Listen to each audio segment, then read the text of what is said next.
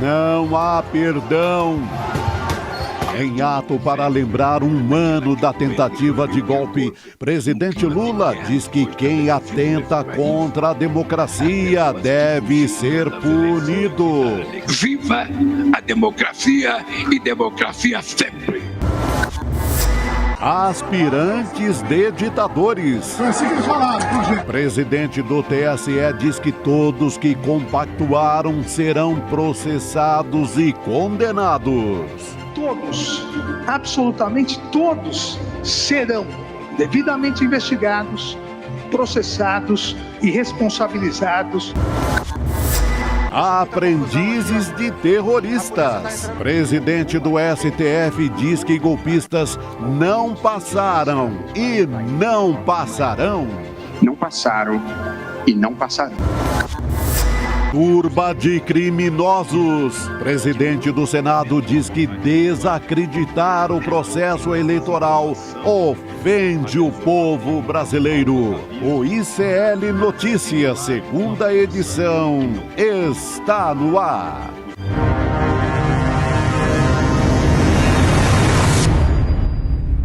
Olá, boa noite, seja muito bem-vindo, seja muito bem-vinda. ICL Notícias, segunda edição, está no ar. Estamos ao vivo agorinha nos canais do Instituto Conhecimento Liberta e Eduardo Moreira no YouTube.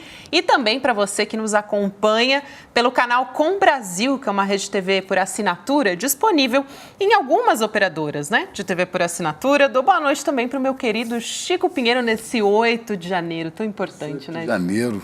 De volta aqui ao seu lado, feliz ano novo para você, para toda a comunidade ICL, né? E vamos, dia 8 de janeiro, um dia importante, muito importante para a história da democracia no país. Importantíssimo, marca um ano dos atos golpistas do 8 de janeiro, quebra-quebra ali na Praça dos Três Poderes, inclusive no Supremo Tribunal Federal. A gente teve um ato lá em Brasília e é por aí que a gente vai começar a nossa conversa. Eu estava até aqui pensando, Chico? A gente ficou de folga alguns dias. Eu falei, será que eu ainda sei fazer isso? Estamos aqui. A gente faz, né? A gente está acostumado, vai tocando, né? É isso aí. E falando desse dia importantíssimo, desse 8 de janeiro, que a ministra Rosa Weber, que era presidente do Supremo, quando houve esses atos horrorosos, né? E hoje ela disse que o 8 de janeiro ficou marcado como um dia de um episódio ultrajante, como ela disse na época, dia da infâmia, do ódio contra as instituições. Então, ela destaca isso e consolida como marca indelével na história da democracia constitucional do Brasil, pelo ataque sofrido numa investida autoritária, espúria, obscurantista, ultrajante, insuflada pelo ódio e pela coragem da ignorância contra as instituições democráticas. Mas, ao mesmo tempo que ela chamava a atenção para esse dia, que foi o dia da infâmia, ela também falava que era um dia de esperança, porque foi o dia da resistência das instituições, da democracia contra o assalto tentado, o assalto tentado do golpe contra as instituições, contra a democracia no Brasil, contra a eleição do presidente Lula. O ministro Alexandre de Moraes foi além, disse que ignorar tão grave atentado à democracia seria equivalente a incentivar extremistas. Todos os que covardemente pactuaram contra a democracia serão investigados, processados e responsabilizados. É isto que o país espera. A gente espera que não haja impunidade. Anistia, não. Não podemos anistiar aqueles que atentaram com a democracia, independente do nível de importância na vida pública que eles tenham. Aqueles, desculpa a expressão, mas patriotários, aqueles fanáticos que depredaram, que vilipendiaram, que sujaram a Praça dos Três Poderes, esses já tem um bando deles sendo punidos. Mas há outros, aos que pagaram, os que financiaram, os que tentaram levar vantagem nisso, os militares que urdiram no escuro da caserna o golpe, e vários vão passando aí, É Braga Neto, é Augusto Heleno, são vários generais, Paulo Sérgio, vários generais metidos nisso. E é difícil você achar que não, o Jair Messias, esse capitão que o azar da história nos nos deixou como presidente durante 4 anos, né? Com tantas mortes marcando a sua permanência no poder, é importante que, como disse o ministro Alexandre de Moraes, esses que pactuaram contra a democracia sejam investigados, processados e responsabilizados. Eles e todos os que apoiaram e que promoveram essa baderna, essa arruaça, né, essa falta de respeito a tudo, né? Alguém chamou atenção durante os discursos de hoje, tanto no Supremo quanto no Congresso Nacional, né, chamou atenção que, ao mesmo tempo que eles depredavam, de repente, eles olhavam para o céu e oravam. Oravam por quem? Para quê? Oravam ao diabo? Diabo é uma palavra que vem do grego diabolo, o que divide, o que racha, o que arrebenta, o que estraga, o que tira toda a harmonia possível e necessária à democracia. É importante ressaltar também a ausência de alguns oportunistas nesse ato de hoje. Nesses atos, tanto o ato no Supremo Tribunal Federal, onde não estavam, os ministros do Supremo bolsonaristas, o ministro André Mendonça e o outro ministro, o Cássio Conká, né, também não estava lá. Bom, o ministro Fux e o ministro Toffoli haviam justificado antes que não compareceriam por outros problemas, por viagem, estava fora do país, ou coisa que vale. Mas também faltaram governadores do Sudeste, como o Cláudio Castro, do Rio de Janeiro, bolsonarista, como o Zema, de Minas Gerais, que não sabia o que fazer. Uma hora dizia que ia, depois disse que não ia mais, depois disse que ia, depois na hora não aparece. O Tarcisinho de Freitas, não é? O Jorginho, olha, é tudo pequeno, é Jorginho, Tarcisinho, Ratinho, né? São esses, Ibanez, né? Aquela coisa terrível que estava responsável pela segurança do Distrito Federal no dia dos atos e que se omitiu. Esses ainda vão pagar de alguma maneira, nem que seja com pagamento de terem os nomes marcados na história como traidores da Constituição, traidores da ordem democrática, traidores do Estado democrático de direito. E como dizia Dr. Ulisses, traidor da Constituição é traidor da pátria e é traidor da democracia. Esses traidores hão de pagar pelo que tentaram e não conseguiram. Está aí, doutor Ulisses. Tem som do doutor Ulisses na promulgação da Constituição? Da Assembleia Nacional Constituinte. Hoje, 5 de outubro de 1988, no que tange à Constituição,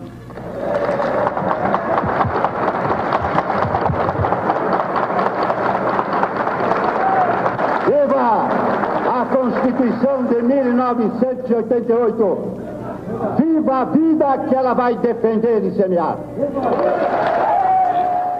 Declaro promulgada o documento da liberdade, da dignidade, da democracia, da justiça social do Brasil. Que Deus nos ajude que isto se cumpra. Jair Messias e sua gangue de bolsonaropatas tentaram derrubar isso, tentaram rasgar o livro sagrado da Constituição, tentaram romper a democracia, mas não tiveram sucesso. Perderam no embate mais difícil desde 1964, quando tomaram o poder.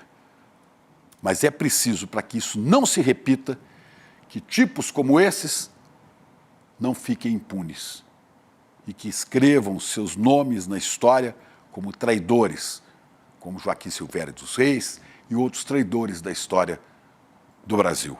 É isso que a gente espera. Resistência pela democracia contra essas investidas espúrias, como dizia a ministra Rosa Weber. Vamos seguir, tem muita gente para falar aqui hoje. O dia foi denso, cheio de manifestações. Há agora mesmo, nesse momento, uma manifestação na Avenida Paulista, em São Paulo, de populares em defesa da democracia contra esse tipo de estupidez, né? Esse tipo de falta de senso. Quem bate continência para pneu e tenta falar com ETs. O William De Luca, inclusive, que está acompanhando a manifestação lá na Avenida Paulista, disse que conversou com muitas pessoas, né? Enfim, nesse ato pró-democracia, muito carinho com o ICL Notícias por lá também. Muito bom, né? E lá na Paulista com chuva, porque choveu há pouco em São Paulo. Exatamente. Mas chuva forte. Bom número de pessoas lá, hein? Chuva forte. Plena segunda-feira. Exatamente. Bom, Chico, hoje, depois da gente ter um ano, né, desse episódio bastante sombrio para a nossa democracia, foi um ato de celebração da nossa democracia, importantíssimo, né? O governo organizou esse ato, que eles chamaram de democracia inabalada, justamente um trecho, né? Pegaram um trecho ali do discurso da ministra Rosa Weber depois dos ataques contra a Praça dos Três Poderes e o Supremo, e ela usou esse termo e o governo aproveitou e fez essa homenagem também, de certa forma, a essa fala da ministra. Isso aconteceu lá no Congresso Nacional, reuniu, como o Chico destacou aqui, principais autoridades do Executivo, do Judiciário também, do Congresso. Discursos muito fortes, inclusive, foram feitos pelo próprio presidente Lula, ministro Alexandre de Moraes, também falou o novo PGR. Foi a primeira vez que ele se manifestou, Paulo Gonet, publicamente, exatamente. Quem não foi o presidente da Câmara, Arthur Lira. Exatamente. Bolsonarista ferrenho, olha aí. Tá bom, olha o namoro. Para quem não se lembra, né? Da Câmara, que foi uma bomba retardada que Bolsonaro deixou para este governo, porque ele domina esses deputados ávidos por emendas, por dinheiro, né? O Lira, pode ser, alegou problemas de saúde na família. Respeitamos, esperamos que esse suposto enfermo da família se recupere, mas esperamos também, mesmo depois, algum pronunciamento dele para que tire esta marca de bolsonarista que ele vai deixando na história. Sem dúvida, é uma questão básica, né? Ele deveria... Traidor da democracia e da pátria, que não fique assim. Exatamente, Chico. Agora, o presidente Lula discursou como era esperado, ele lembrou do dia seguinte ao 8 de janeiro, foi um marco muito importante porque estava começando o mandato do presidente Lula e já teve de cara esse ato golpista no dia 8. Isso quando as autoridades ali, ele lembrou nesse discurso, quando as autoridades cruzaram a Praça dos Três Poderes para irem até o Supremo Tribunal Federal. Vamos assistir esse vídeo na sequência. Eu vou convidar a Heloísa Vilela para conversar com a gente. Quero fazer uma saudação especial a todos e todos que no dia seguinte à tentativa do golpe caminharam de braços dados do Palácio do Planalto até a Suprema Corte em defesa da democracia.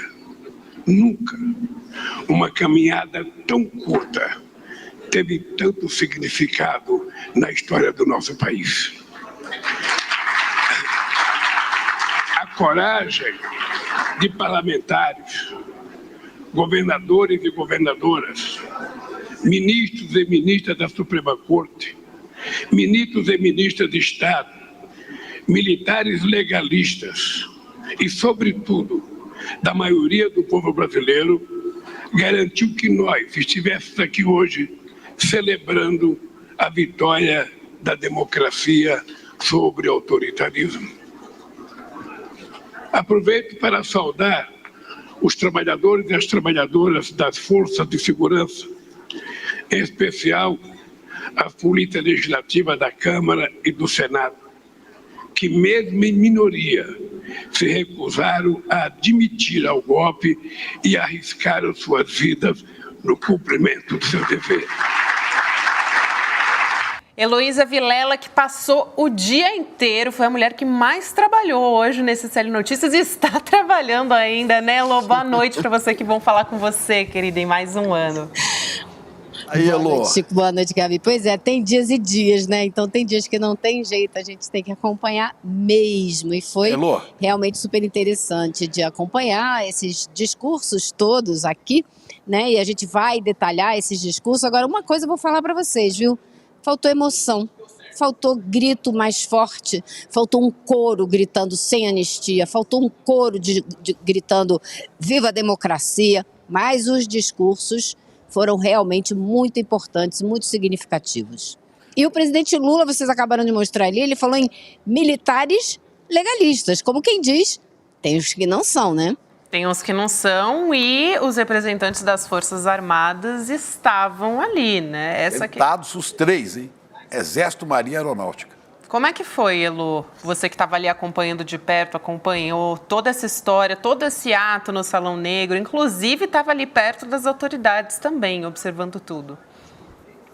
Pois é, eu acho assim que teve alguns discursos que foram muito bons para a gente ouvir e bom que a sociedade brasileira ouça, como, por exemplo, do Procurador-Geral da República, que a gente ainda não tinha visto se manifestar, o Paulo Gonet, e que falou claramente a respeito da necessidade de que o Ministério Público atue como deve atuar, apurando as responsabilidades e encaminhando para julgamento e punição de quem tentou solapar a democracia. Então ele deixou isso muito claro. Quem tinha dúvidas a respeito da posição, né, digamos assim, bastante legalista do novo PGR, pode colocar essas dúvidas de lado. Inclusive, eu conversei com o Ricardo Capelli, que é o número 2 do Ministério da Justiça hoje, né? Agora a gente vai ver o que vai acontecer, porque o Dino vai para o Supremo, mas ele disse que não se surpreendeu e não entende quem se surpreende, porque era o que se esperava e era o que se sabia de Paulo Gonet.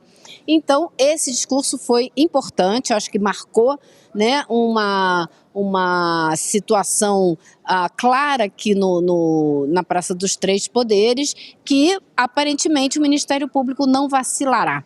Agora, teve outros discursos muito importantes, como o do próprio presidente, mas como o do Alexandre de Moraes, que falou muito do futuro, né? A preocupação muito grande do Alexandre, claro que ele fez uma crítica severa à tentativa de golpe, essa insurreição que queria chamar os militares para promover um golpe de Estado, mas ele concentrou o discurso na necessidade de regulamentar as chamadas Big Techs, de regulamentar esses instrumentos que hoje estão nas mãos de todo mundo e que são usados pela extrema-direita para divulgar mentiras, para promover o ódio e manipular as democracias. Esse é o grande risco que os democratas do mundo inteiro estão enfrentando. Então ele disse que não há possibilidade de vacilação nesse ponto. E aí foi interessante ver, porque ele estava ali ao lado, pertinho do Rodrigo Pacheco, que é o presidente do Senado, que é quem precisa se mexer junto com deputados e senadores para regulamentar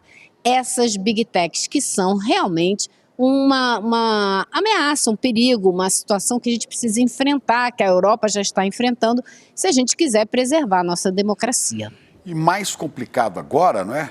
Porque agora as Big Techs, né, vão se fortalecendo, né, para os discursos mentirosos, fakes, elas vão se fortalecendo com a inteligência artificial, que torna tudo muito mais complicado.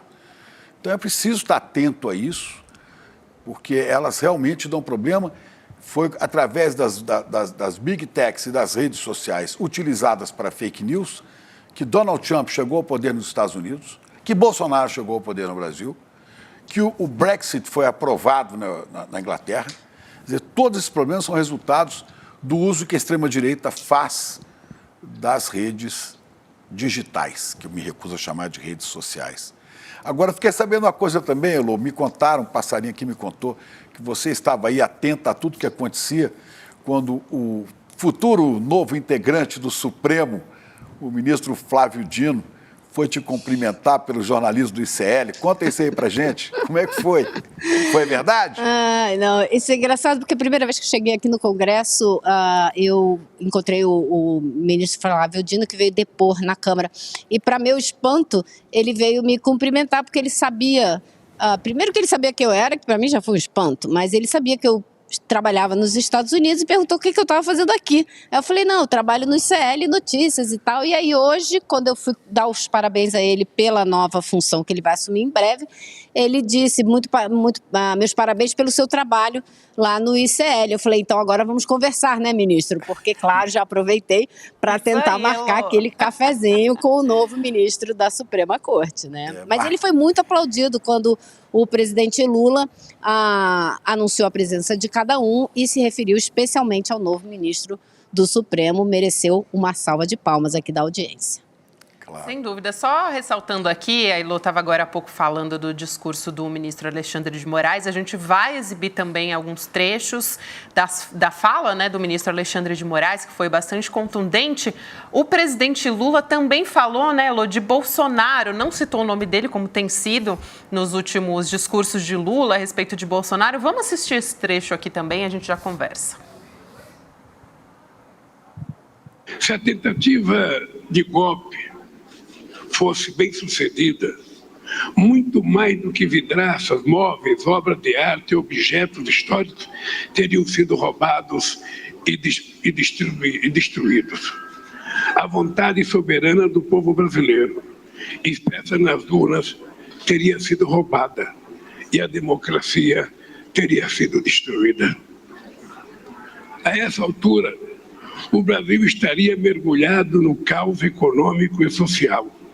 O combate à fome e à desigualdade teria voltado à estaca zero.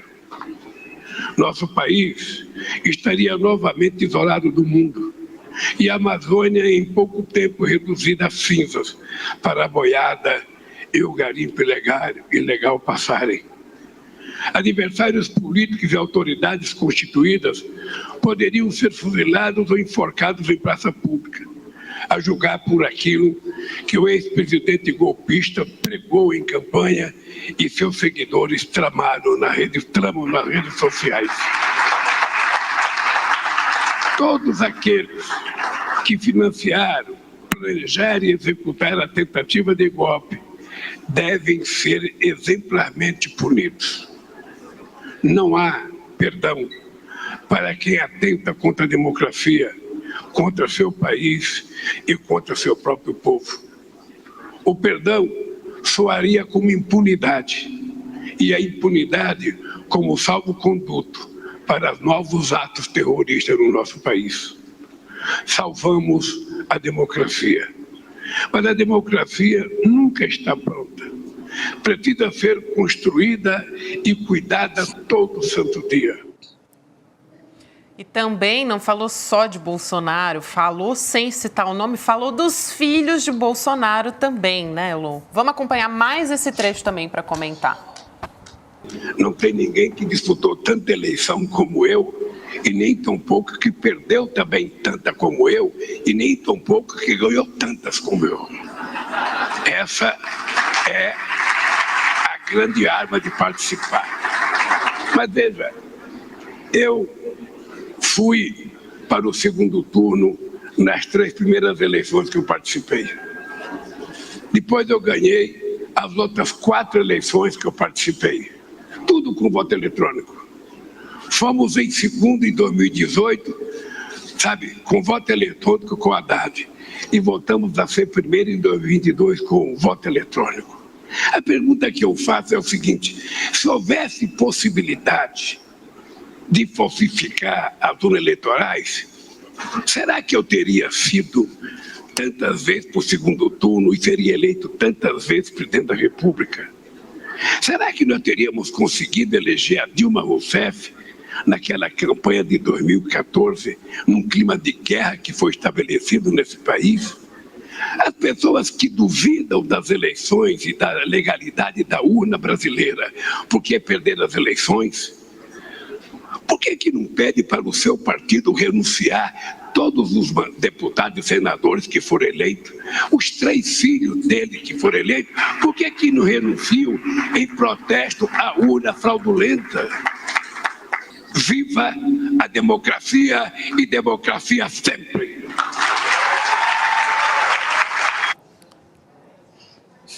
Aí, Elô, curioso, né, que o presidente Lula defende ali a democracia, e ali estavam os ministros militares, ministros do Supremo, né, menos os bolsonaristas, mas estavam todas essas autoridades e vários bolsonaristas ausentes.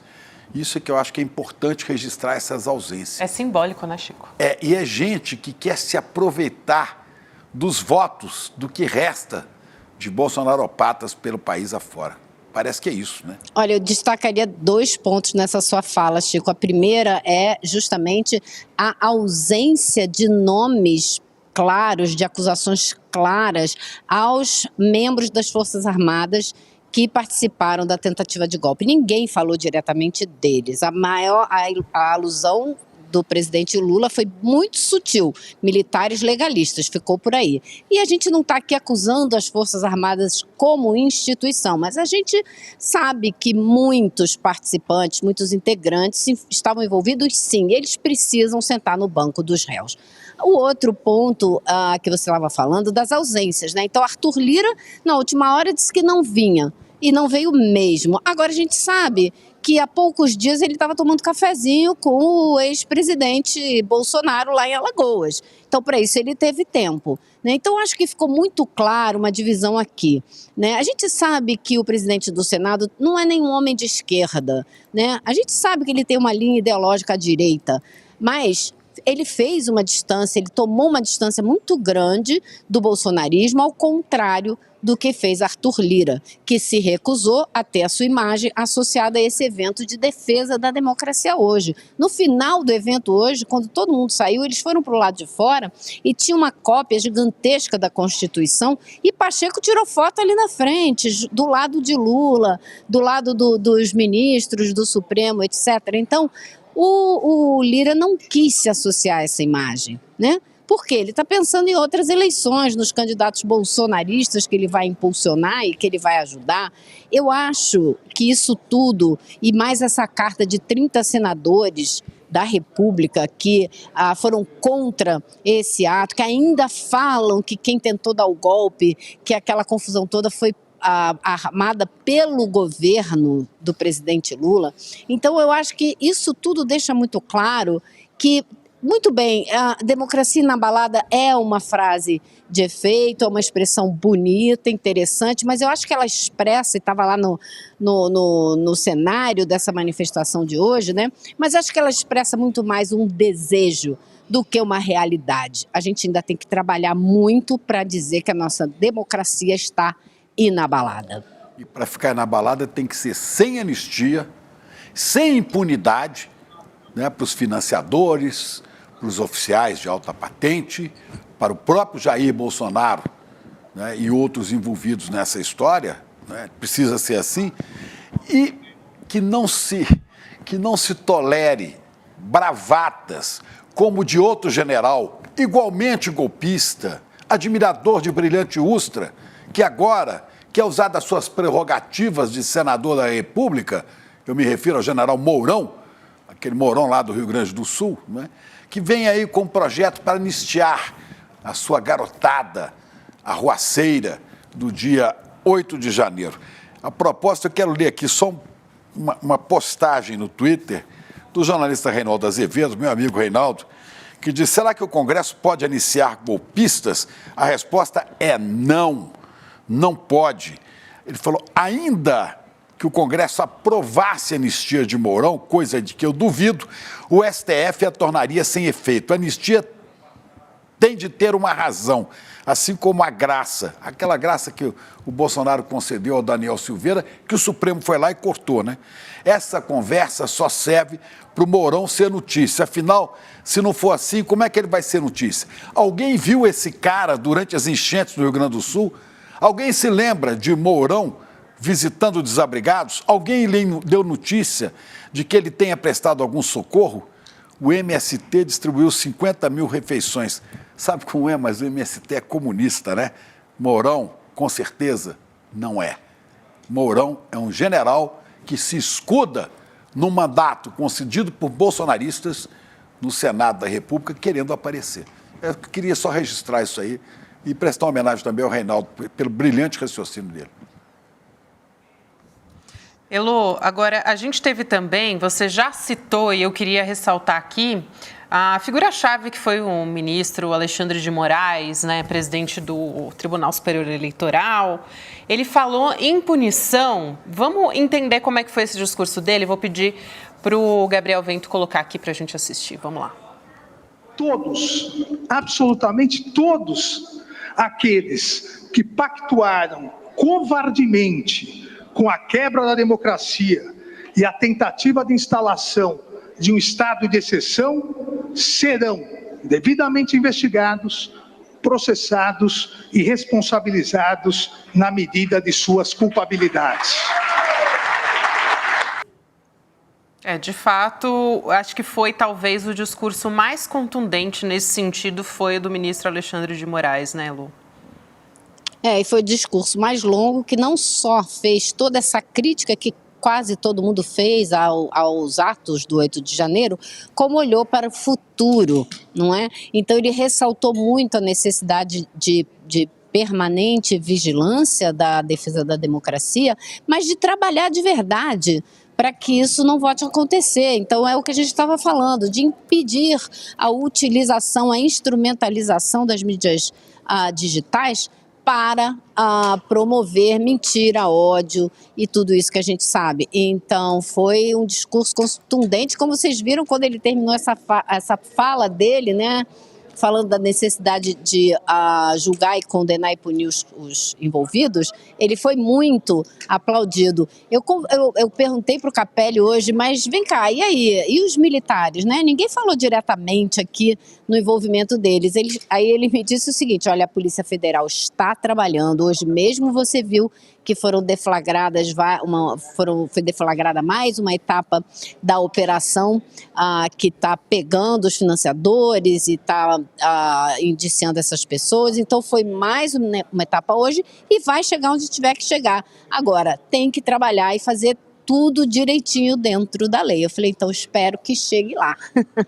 então é isso, acho que é esse o discurso, sabe? Esse é o ponto que interessa.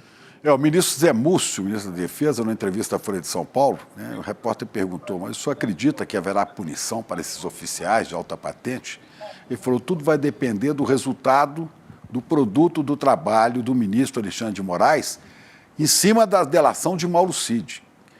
Então você está dizendo aí, a Polícia Federal está investigando, as delações de Mauro Cid apontam para isso, não é? E a Polícia Federal vai então dar consistência.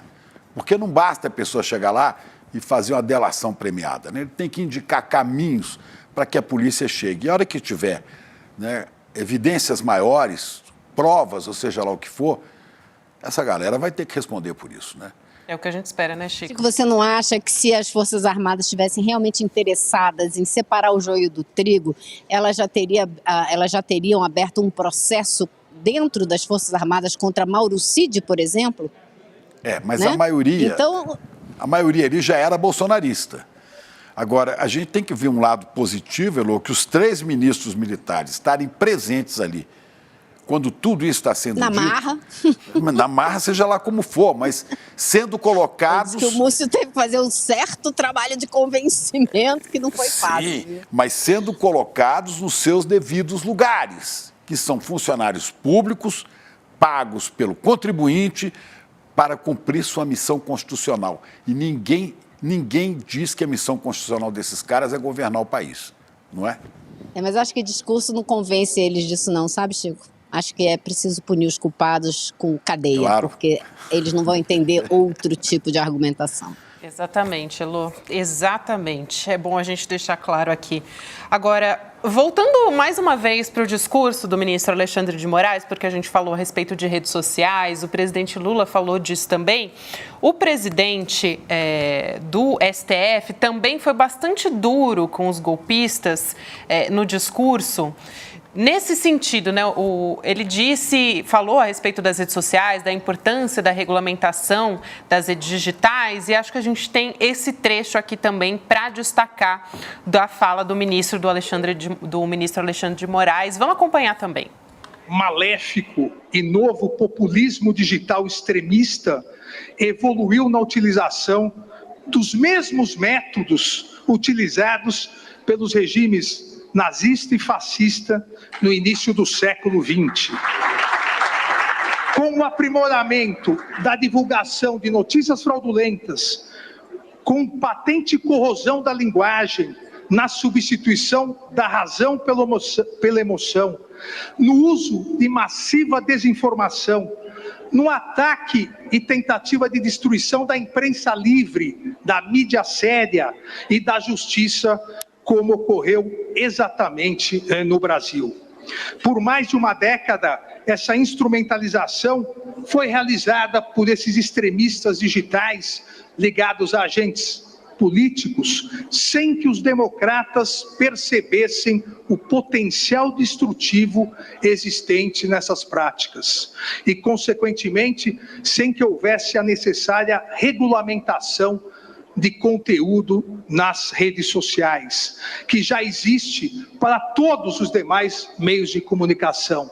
Não há razoabilidade em se manter, o que eu sempre repito, as redes sociais, as big techs, a internet como terra de ninguém. O que vale para o mundo real deve valer para o mundo virtual. Só fazer uma correção rapidinho, eu acho que eu falei presidente do STF, é presidente do TSE, gente. O presidente atual do STF é o ministro Luiz Roberto Barroso. Vai lá, Elô. É isso mesmo. Agora, extremistas digitais, excelente a fala do ministro, e quando ele coloca essa comparação, né? Não tem nada de novo no que a extrema-direita brasileira está fazendo em matéria de ideologia. A única coisa diferente é a arma que ela está usando, as mídias digitais. Então, achei muito importante ele fazer essa comparação e colocar no contexto histórico. Tá bom, no passado era um outro tipo de forma de divulgar as ideias, mas as ideias perniciosas são as mesmas, o ataque à democracia é o mesmo. Então, é isso que a gente precisa entender. E eu acho que ele não poderia ter mais razão quando ele diz: por que que essas redes digitais vão ficar de fora das regulamentações que recaem sobre todas as outras formas de troca de informações que a gente tem na nossa sociedade? O que vale no mundo real tem que valer, sim, no mundo digital. Não pode ser, como ele disse, terra de ninguém. Exatamente. Tem sido, né, Elon? Infelizmente tem sido. Então, precisa ter punição para essas pessoas nas redes digitais também. E essas redes transmitem uma quantidade absurda de asneiras, né, que essa gente mais ignorante acaba acreditando. Eu estava vendo esses dias uma entrevista do biógrafo de Getúlio, né, o Lira Neto, que eu conheci, grande escritor, e o Lira dizia: é inacreditável que o discurso é sempre o mesmo. É o discurso do combate à corrupção, é o discurso do patriotismo, da família, de Deus, do verde e amarelo e depois do perigo comunista. Ele falou: desde que a gente se entende por gente, desde lá do golpe do Estado Novo, de 37, passando por 54, por 64 e por aí vai, é o mesmo discurso, é a corrupção e o perigo do comunismo. E os incautos acreditam nessa baboseira. É incrível que no Brasil ainda cola isso, né? Nessas redes digitais, hein, Elô? É incrível. Como é que ainda acreditam nisso? No perigo do comunismo? Olha, tem pior, né? Porque se vê que saiu uma pesquisa ontem falando que 89% dos brasileiros são contra o que aconteceu aqui no dia 8 de janeiro do ano passado. Porém, é meio a meio quem acha que Bolsonaro tem alguma coisa a ver com isso e quem não acha. E aí o que isso significa? As pessoas são contra, mas muitas estão acreditando na versão, na narrativa criada pela extrema-direita de que a culpa do 8 de janeiro do ano passado foi do governo Lula. Né? Eu tenho uma amiga que me contou, o pai dela continua recebendo mensagens de WhatsApp que falam isso e ele acredita. Então, assim, é uma guerra realmente muito complicada, muito dura e de longo prazo que a gente vai ter que encampar para mudar essa realidade, e a regulamentação das mídias digitais é essencial. Com inteligência artificial, então, isso fica perigosíssimo. Perigosíssimo. E a gente não tem nem a regulamentação anterior ainda, então o negócio tá feio. Agora, eu estava falando agora há pouco do ministro Luiz Roberto Barroso, presidente do Supremo Tribunal Federal. Ele também fez um discurso contra os golpistas, né, falando a respeito de punição. Ele disse que eles não passaram e não passarão. Foi uma fala bastante importante, simbólica ali do discurso do Barroso. Vamos assistir também. A violência, a intolerância e o extremismo só levam à decadência e à infelicidade. Estamos todos reunidos aqui hoje para renovar a nossa crença na democracia, na harmonia entre os poderes e na vida vivida com boa fé e boa vontade, componentes indispensáveis para um país melhor e maior. Não passaram e não passarão. Vamos aproveitar e ouvir também o presidente do Senado, o Rodrigo Pacheco. A gente agora há pouco trouxe um trecho de Ulisses Guimarães, né, que trouxe a promulgação da Constituição, da Constituinte lá em 88. Ele também lembrou dessa fala. Vamos assistir. Ulisses Guimarães concluiu, aspas, a Constituição durará com a democracia e só com a democracia sobrevivem para o povo a dignidade, a liberdade e a justiça. O ser humano somente pode ser livre quando há democracia. E a democracia somente existe, ministro Alexandre de Moraes, a democracia somente existe quando se respeita o processo eleitoral. Desqualificar e desacreditar o processo eleitoral não ofende apenas as instituições republicanas ou a justiça eleitoral. Ofende também, de uma maneira ainda mais grave, o povo brasileiro. Sob premissas falsas, golpistas desejavam invalidar o resultado das urnas. Para além dos prejuízos materiais, para além das depredações e da violência praticadas, inclusive nesse recinto onde aqui nós estamos, essa turba de criminosos que invadiu estas mesmas dependências desrespeitou a vontade popular manifestada pelo voto. Isso é absolutamente inaceitável. O Rodrigo Pacheco também já sinalizando ali para a base dele, logo vai ter também eleições no Senado, né, Lô? Ele também está pensando ali, ele apoia o Davi Alcolumbre, que deve suceder o Rodrigo Pacheco, eles ficam alternando ali, Olha, né? E ele está de olho também no governo de Minas Gerais. Claro, Minas Gerais já. E hoje está nas mãos desse bolsonarista que não sabe para que lado vai, o Romeu Zema, não é? E que está com a dívida enorme, dívida de 160 bilhões de reais com o governo federal, e quem está negociando com o governo, né, a rolagem dessa dívida é exatamente o Rodrigo Pacheco, que pode vir, inclusive, depois ter apoio do governo, quando candidato ao governo de Minas. Como um nome opositor ao bolsonarismo, né? Como opositor ao bolsonarismo, e aí essa coisa tapada chamada Romeu Zema, que é um jeito tapado, um cara que foi a uma rádio dar uma entrevista e alguém citou e deu um livro para ele, da Adélia Prado, a grande poeta mineira. Ele falou, é um livro da Adélia Prado. Ela trabalha aqui nessa rádio, quer dizer, esse tipo de gente que está governando o estado de Minas Gerais. Agora, foi importante a primeira presença do Pacheco para cerrar fileiras com a defesa da democracia, segundo o discurso onde ele defendeu o processo eleitoral, que tem sido muito atacado, a tentativa de deslegitimar a democracia tem se dado através dessa tentativa, né, de dizer que as urnas não funcionam. Foi assim aqui, foi nos Estados Unidos, foi na Ucrânia, foi na Bolívia, enfim. Então essa tem sido a tônica da extrema-direita nos últimos anos. Agora, ele deu uma notícia muito boa também, eu não sei, pode parecer bobagem, mas para mim pessoalmente não é. Quando eu cheguei aqui em Brasília, todos os poderes estavam cercados por grades. E recentemente, há poucos meses, eu cheguei no Palácio do Planalto, não tinha grade nenhuma. Isso me deu um alívio. A Praça dos Três Poderes, ela foi concebida para ser toda aberta. E você ali vê o centro do poder jurídico, né, judiciário, legislativo e executivo. E hoje em dia os dois poderes continuam, tanto o Congresso como o Supremo cercados. Então ele anunciou que já chega, que está na hora de tirar as grades, de mostrar que essa é a casa do povo, que a população tem direito de chegar perto do centro do poder. Então foi um discurso bacana nesse sentido, porque sim, a gente precisa ver isso aqui de volta ao normal, de volta a esse respiro livre, as pessoas indo e vindo e apreciando essa obra de arte que é o centro de Brasília, né? A concepção do Niemeyer. Então,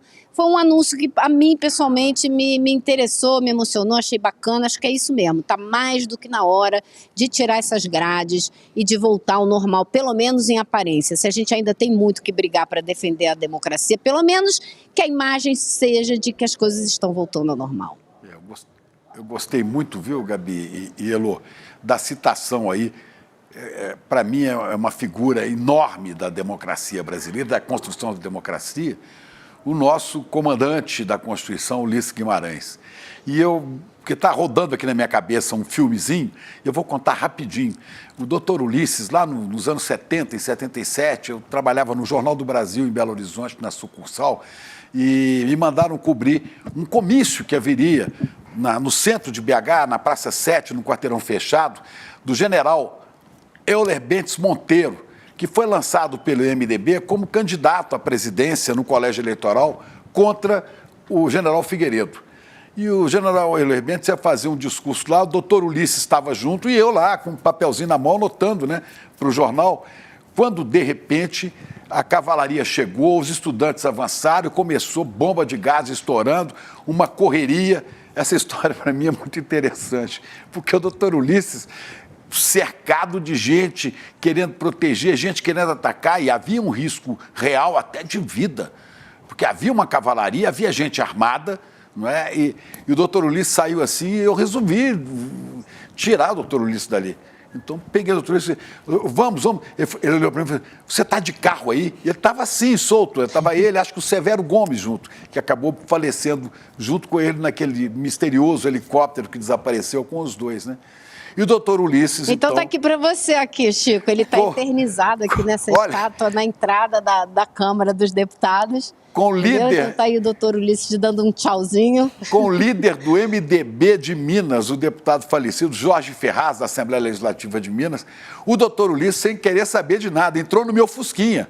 Entrou e botou mais 3. Não cabia, que ele era enorme, né? Ainda fiquei rodando com ele pela cidade. Ele estava no hotel de Belo Horizonte, o Hotel Del Rey. Eu falei, eu vou levar o senhor para o hotel, então. Ele falou, calma, primeiro vamos ver o que está acontecendo na cidade. Então eu levei lá ao alto da Afonso Pena, em Belo Horizonte, para ele ver a cidade. Ele falou, parece tudo calmo, mas não está tudo calmo. Aí nós rodamos bastante, depois chegamos no hotel, estava tranquilo, e o doutor Ulisses desceu. E eu nunca mais me esqueci do dia em que eu dei carona para socorrer o doutor Ulisses Guimarães. Imagina a minha responsabilidade vendo hoje o doutor Ulisses, falando assim, sei lá, vai ver que eu evitei um mal terrível contra ele quando ele entrou naquele Fusquinha branco na Avenida Amazonas, em Belo Horizonte. Com certeza. Eu não resisti a contar essa história, vocês me desculpem, mas maravilhoso. Porque isso eu nunca tinha contado isso ao vivo para ninguém. Muito bom e simbólico também. A Elô encerrando a participação dela justamente ali na frente da estátua do Dr. Ulisses, ali no Salão Verde, né, Elô, que fica ali bem na parte do Congresso Nacional, onde o nosso Congresso discute... É bem na entrada da Câmara. Isso, exatamente, na Câmara dos Deputados, onde a gente discute ali no plenário da Câmara dos Deputados todas as pautas mais importantes do nosso país. Elô, muito obrigada por hoje. Elô, que estava aqui, veio no Série Notícias primeira edição, passou a tarde toda acompanhando também, fez a live ao vivo aqui do ato do governo federal a respeito de um ano, né, após o golpe, e agora também no Série Notícias segunda edição com a gente. Obrigada por hoje, querida. Um beijo. Como diz Flávio Dino. Tchau, pessoal. Como diz o ministro Flávio Dino, parabéns. Parabéns pelo seu trabalho, Heloísa Vilela. Tchau, pessoal. Tchau. A Elô, inclusive, que estava combinando ali com o ICL, né? O microfone do ICL. Ela é chiquérrima sempre. Agora a gente chama Leandro Demore, que também a gente está falando de pessoas que trabalham muito. Demore também acordou 7 horas da manhã para apresentar o Desperta. Ficou de tarde também acompanhando a live, comentando a live junto com a gente. Agora está aqui, né? Boa noite, querido. Boa noite, gente. Eu vou começar a apresentar, o programa com vocês aqui de pijama, viu, Chico? E eu já fico pronto, já durmo e acordo no outro dia para fazer Desperta. Mas vamos embora, né? Como é que foi? Porque Leandro Demore acompanhou antes, né, no pré-ato também, ali na expectativa para a chegada das autoridades, o presidente Lula também, os discursos, né, do ministro Alexandre de Moraes, de todas as autoridades que falaram ali, primeira vez que Paulo Gonet falou também. Demore, o que você destaca dos discursos que a gente acompanhou hoje? Daqui a pouco eu vou trazer alguns trechos para a gente ir soltando e comentando especificamente, mas o que você achou de mais importante ou mais simbólico de toda essa cerimônia, esse ato que a gente teve hoje? Olha, Gabi, a gente já imaginava que o discurso do Alexandre de Moraes seria um discurso duro, como foi, né? Ele tem essa tendência, né, a fazer discursos bastante duros, né? Não é um cara que se amarra na linguagem burocrática e na institucionalidade nesses momentos. Ele faz discursos bastante diretos, de fácil entendimento, então já tinha essa expectativa. Mas eu estava esperando muito para ver o que o Paulo Gonet ia falar, porque o Paulo Gonet, ele é o homem responsável agora. Opa, a gente teve uma interrupção na fala do Demore? Opa, estamos agora, aqui? Aí, então, tá falando do Paulo Gonet. Você estava aguardando. Então, Paulo Gonet é um homem que tem decisões importantes para tomar na República esse ano, né? O Lula segurou bastante a indicação do PGR, acabou optando pelo Paulo Gonet. Havia uma dúvida que ainda paira sobre o Paulo Gonet em relação ao que ele vai fazer, principalmente em relação ao 8 de janeiro, mas sobretudo, Gabi, ao que preparou o 8 de janeiro. E o que preparou o 8 de janeiro é objeto de investigação, há um inquérito no Supremo Tribunal Federal, mas, sobretudo, há o relatório da deputada Elisiane Gama na CPI dos atos golpistas. O que é que pode acontecer daqui para frente? O Paulo Gonet pode colocar esse relatório em cima da mesa, ler esse relatório e oferecer denúncia. E aí a gente tem ali nesse relatório várias pessoas que foram indiciadas pela CPI, entre elas o Jair Bolsonaro, o Braga Neto, o Coronel Levande, o Almir Garnier. A gente tem vários militares ali, né? Tem mais de uma dezena de militares. Então, tá nas mãos do Paulo Gonet, que é o titular da ação penal, tomar atitude em relação a isso ou não. E o Paulo Gonet fez um discurso muito importante hoje. Ele até começou, Chico, o discurso dele citando Shakespeare, né? É o Shakespeare que dizia que o passado, ele é uma espécie de prólogo do que vem para o futuro, né? Então o passado não é algo que acaba e se encerra nele. O passado é como se fosse um prólogo de um livro mesmo, né? Ou você pode ter aquilo ali como um guia para o que de pior ou de melhor pode acontecer no futuro. Então, é algo para não ser esquecido. E o Gonet falou muito bem em relação à punição também, não importando o status social. O Gonet chegou a falar sobre isso, né? Não importando o status social. Ora, entendemos por status social, por exemplo, alguém ser um general, alguém ser um militar, ou alguém ser um financiador, ser um grande empresário, um empresário do agro, um milionário, um bilionário, né, que eventualmente podemos chegar nisso também. Então, estava na expectativa, foi um discurso curto, não foi um discurso, não me parece que seja o perfil do Gonet de fazer discursos muito eloquentes, como Alexandre de Moraes, mas ele foi nessa linha. E aí, para complementar, a gente teve ali o Barroso também nessa linha, o Alexandre de Moraes nessa linha, o próprio Lula nessa linha também, e é uma linha que hoje de manhã já, ao acordar hoje de manhã cedo para preparar o Desperta ICL, eu estava lendo os jornais, e o Luiz Roberto Barroso, presidente do Supremo Tribunal Federal, ele publicou um artigo na Folha de São Paulo hoje, que fala justamente sobre o 8 de janeiro. E lá pelo meio do artigo, Gabi e Chico, tem 2 parágrafos que são muito importantes, que na verdade é o que importa do artigo do Barroso. Em um parágrafo, o Barroso descreve o que levou ao 8 de janeiro e nisso ele cita, por exemplo, 2 questões importantes que vão diretamente para o Bolsonaro e para outros. Negacionismo científico e a questão de ter colocado o nosso sistema eleitoral em dúvida. Não por acaso o Lula hoje falou sobre as urnas de novo. Então, para o Barroso, que foi a tese da CPI dos atos antidemocráticos também, né? Tá no relatório, estava muito presente nas falas da Jandira Fegali. O 8 de janeiro não surgiu por combustão espontânea.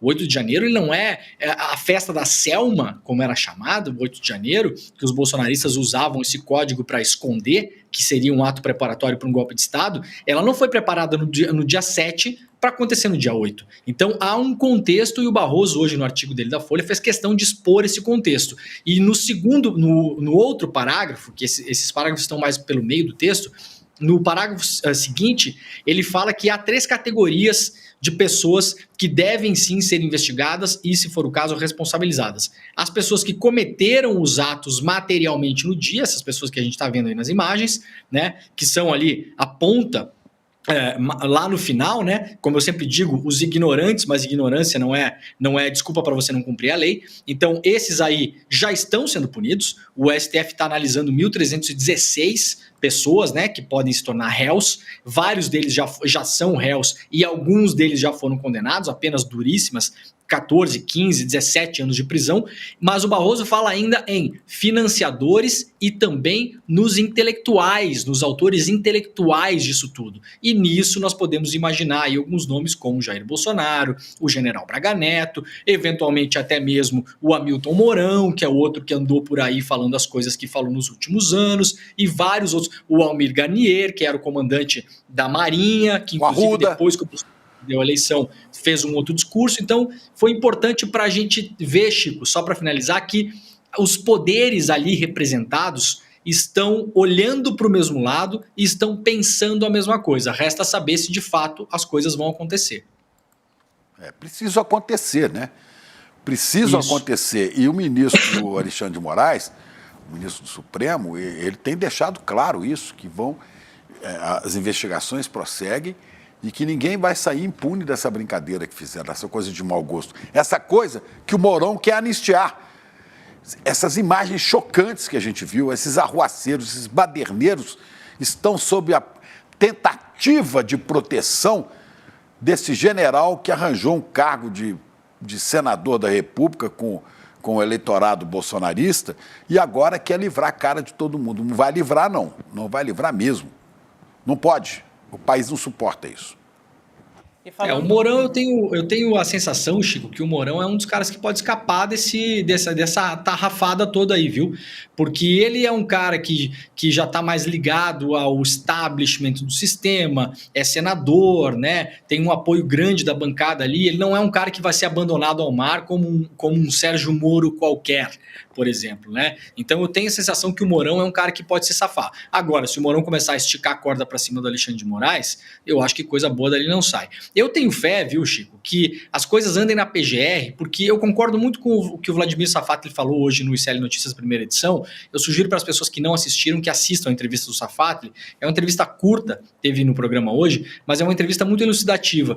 E o Safatli tem razão quando ele fala que a aliança para punir essas pessoas é uma aliança praticamente simbolizada em duas pessoas do Lula com o Alexandre de Moraes. E isso não é bom pra gente, Chico. Não é bom porque a gente já viu um Supremo hipertrofiado no passado, a gente viu o que aconteceu durante a Lava Jato. Eu não acho que nós estamos num momento parecido com a da Lava Jato, né? De uma perseguição judicial, da punição pela punição, da punição sem consequência. A punição ela não pode ser inconsequente também, né? O STF não pode jogar o jogo das redes, como o Alexandre de Moraes falou hoje, ou o jogo das ruas, e fazer a punição pela punição. A punição ela precisa ser um exemplo para que os próximos não sejam punidos também. Se a gente punir mal essas pessoas, Chico, vai ficar a sensação de que elas foram mal punidas, de que elas foram punidas do jeito errado, e outras pessoas podem ter a mesma ideia no futuro e pensar, nós podemos tentar isso aqui de novo, porque na verdade o que fizeram com o Bolsonaro foi uma sacanagem,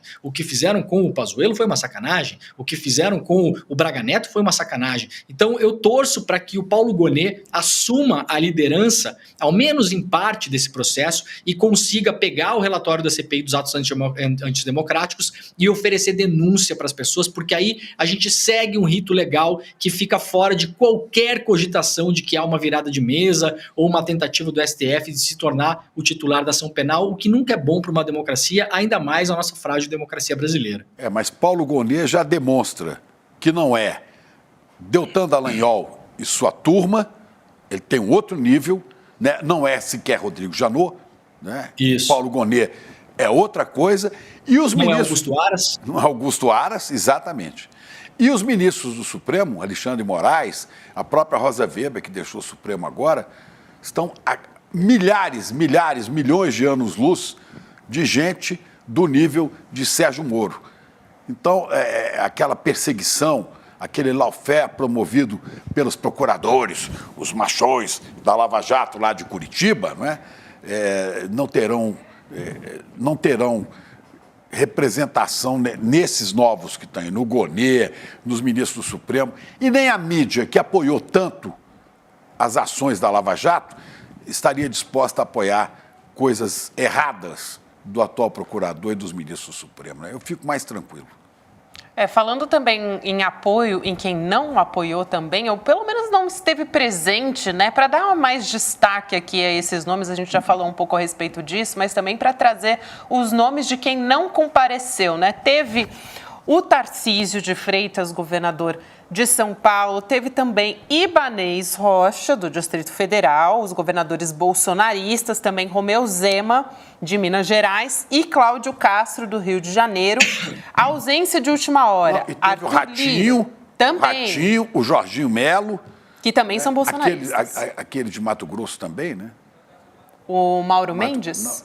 Acho que sim. Mato Grosso Deixa eu vou fazer essa pesquisa daqui a pouquinho, dou essa informação com certeza aqui para também não errar e não citar o nome de quem realmente não compareceu. Mas o Arthur Lira, o presidente da Câmara, ele alegou motivos de saúde, como a gente disse, e aí o que ele postou aqui nas redes sociais, né? Vamos dar uma olhada. A gente tem o destaque aqui. Vou ler para vocês. Há 1 ano, as sedes dos 3 poderes da República foram atacadas e depredadas num ato de violência que merece ser permanentemente repudiado. Todos os responsáveis devem ser punidos com rigor da lei dentro do devido processo legal, foi o que disse o Arthur Lira. Eu pergunto para o Demori, já a respeito dessa postagem do Arthur Lira, é o suficiente esse posicionamento do Arthur Lira, ou Demori?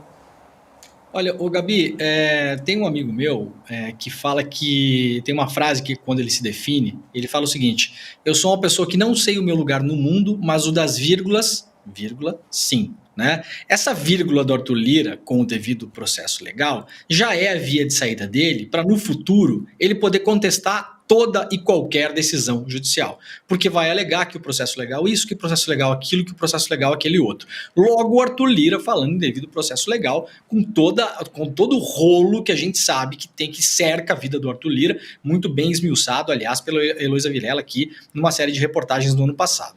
Agora, coisas importantes aí. Primeiro, o Arthur Lira não apareceu nas fotos hoje. Foi feito, inclusive, um vídeo que foi exibido antes do evento, quando estava todo mundo já sentado, o Lula, todo mundo lá nos seus devidos lugares. Teve o hino nacional cantado pela Margarete Menezes, com o pessoal do Clube do Choro de Brasília. Depois teve um vídeo institucional relembrando o quebra-quebra ali, né? Eu até fiquei emocionado ao assistir ali, porque várias coisas ali sendo destruídas de um jeito completamente vil, né? Aquilo ali bateu fundo, assim, a hora que eu assisti hoje pela manhã. E nesse vídeo, que obviamente foi preparado com antecedência, tinha ali falas da Carmen Lúcia, tinha falas do Lula, tinha falas do Pacheco, e já no vídeo não tinha falas do Arthur Lira. Veja bem, o Arthur Lira enquanto presidente da Câmara, não enquanto Arthur. Ninguém quer saber do Arthur, né? Mas o presidente da Câmara deveria estar nesse vídeo e deveria estar nesse evento. O que acontece é que agora essas pessoas todas estão fazendo cálculos eleitorais e elas devem ser cobradas por isso, Gabi, porque elas sabem que não podem o Arthur Lira, o Jorginho Melo, o Ratinho Júnior, o Tarcísio, o Zema, essa gente toda, Caiado, o Eduardo Riedel, o Wilson Lima. Né? Wilson Lima, perfeito. Caiado, outra ausência muito notada, né? Essas pessoas sabem disso. Não foi. Mauro Mendes não foi. Gladson Cameli do Acre. Né? Tem outros aí. Isso. Marcos Rocha de Rondônia, Vanderlei Barbosa. Rondônia deu vitória para o Bolsonaro, né? Acre e Rondônia deram vitória para o Bolsonaro. É Gladson Cameli, né? Agora, Cameli ou Cameli. Agora, uma coisa. O Arthur Lira disse aí nessa postagem dele, né, o ataque aos prédios, os assédios dos 3 poderes. Não foi isso, não. Foi ataque à democracia. Não foi ataque a prédios nem a sedes. Né? Os prédios são muito mais do que a construção. Os prédios representam os poderes legalmente constituídos, né, nesse pacto democrático do país e com a sociedade, das autoridades com a sociedade. O que estava sob ataque era a democracia. A democracia atacada por bolsonaristas. Bolsonaristas dos quais Arthur Lira sempre fez parte. Né? É bom dizer isso, não é prédio, não. Né? Os ataques são só uma representação, né, Chico? A gente tem que sempre pensar qual era o objetivo dessas pessoas. Quando você tem... A lei funciona assim, né? No geral, se você tem, por exemplo, um homicídio, que é um crime gravíssimo, você pode ter um homicídio movido por motivo torpe. Isso é um agravante, né? Então, o motivo ele é importante. Pode ser um latrocínio. Qual é o motivo? Qual é o movente do latrocínio? É roubar alguém, é roubar um bem material. Pode ser um feminicídio. Qual é o motivo do feminicídio, do assassinato? Matar uma mulher pela condição de mulher. Então, o motivo deve ser sempre levado em conta quando a gente vai tratar de punir pessoas por crimes cometidos. O motivo principal dessas pessoas não era tomar banho no espelho d'água, quebrar o relógio do Dom João ou roubar o ovo Fabergé que foi roubado lá de dentro. O motivo era evitar que o Lula tomasse posse. Esse era o motivo principal. Rola um pouco aí agora, no final da tarde, a boca pequena, viu, Chico? Porque o Arthur Lira viu que pegou mal, o evento foi um sucesso, o discurso de todo mundo ali estava um discurso muito alinhado, né? Então foi um evento importante. Aí o Arthur Lira fez espalhar aí na imprensa, eu até me impressiono com alguns colegas que publicam essas coisas sem senso crítico, né? Me dá um pouco de, enfim.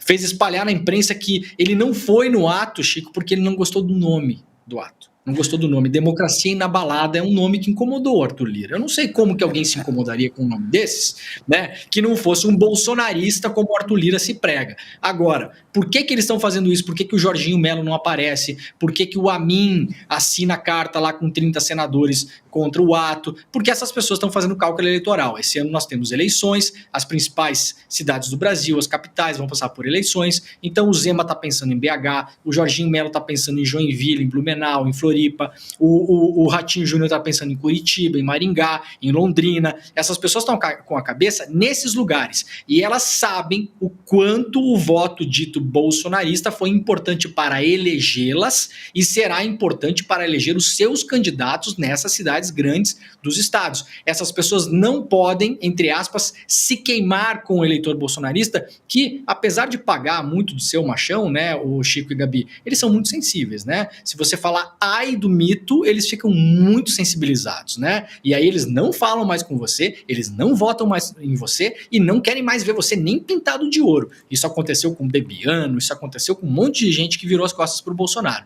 Então sim, eles estão fazendo cálculos eleitorais e a democracia brasileira, pobre democracia brasileira, na cabeça dessas pessoas, pode esperar um pouquinho mais.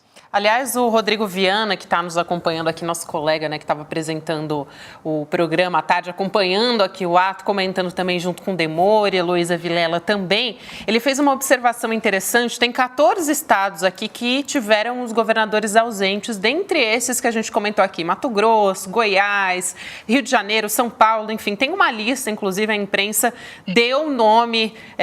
ponto a ponto ali, né, deu nome aos bois de quem não foi, é importante a gente ficar ligado nisso. O Rodrigo Viana ressaltou o seguinte, eu achei um ótimo ponto aqui que ele ressalta. São os estados em que Lula perdeu. Em Minas Gerais, onde Lula ganhou por meio ponto. O Romeu Zema, que a gente está falando aqui, que foi um dos que não compareceu, né? Mas a maioria dos estados foi justamente onde o presidente Lula perdeu, ou seja...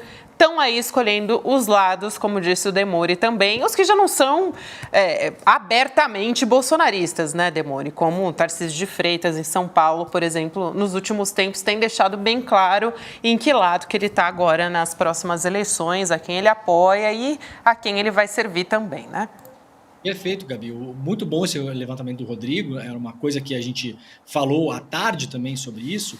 Agora, o cálculo é simples, é só você ver. O Jorginho Melo é um exemplo clássico. O Jorginho Melo e o Tarcísio. O Tarcísio até é um cara que ele consegue estar junto com o Lula, por exemplo, nas enchentes em São Paulo. Foi lá, sobrevoou as enchentes de helicóptero com o Lula, ele conseguiu fazer essa aproximação. Foi muito ruim para a imagem dele, porque as pessoas enxergam no Tarcísio um substituto do Bolsonaro, esperam que ele faça exatamente o que o Bolsonaro falou, exceto o grande defeito do Bolsonaro para os bolsonaristas, que é falar demais. O defeito do Bolsonaro para os bolsonaristas não é que ele ajudou a matar pessoas na pandemia, não é que ele roubou joia de 16 milhões de reais, não é que ele mandou vender relógio, não é nada disso, é falar demais. Ele pode pensar o que ele pensa, ele pode ser, como diz o Chico, o fascistóide que ele é, mas não precisa falar, né? Seja sem falar. O Tarcísio tem essa característica muito boa para os bolsonaristas. Então, e o Jorginho Melo é um caso, o que acontece com o Jorginho Melo?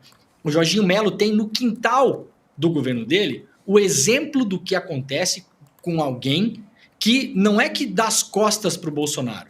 Fez uma coisa muito pequena. O Carlos Moisés, um bombeiro militar de Santa Catarina, que registrou a sua chapa em 2018 ao governo do estado no último dia, não tinha nem ideia de concorrer, registrou só porque o PSL, na época, partido do Bolsonaro, queria fazer coeficiente eleitoral, queria eleger deputados estaduais, queria eleger deputados federais. O Carlos Moisés registra a sua candidatura, a sua vice,